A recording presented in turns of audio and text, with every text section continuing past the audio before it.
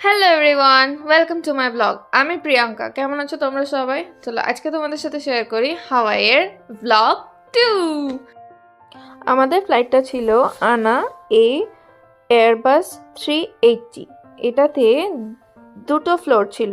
ওপরের ফ্লোরে ছিল বিজনেস ক্লাস এবং ফার্স্ট ক্লাস, এবং নিচের ফ্লোরে ছিল ইকোনমি আর প্রিমিয়াম ইকোনমি, যেখানে আমাদের সিট ছিল। ভিডিওটা দেখতে দেখতে একটা লাইক, শেয়ার এন্ড সাবস্ক্রাইব করতে হবে কিন্তু। তো ফাইনালি 7.5 ঘন্টার জার্নির পর এবং মাঝখানে রাস্তায় 4-5টা টার্বুলেন্স পাওয়ার পর আমরা পরের দিন সকালে পৌঁছে গেলাম। এই শুরু হলো আমাদের হাওয়াইয়ান মিউজিক শোনার যাত্রা।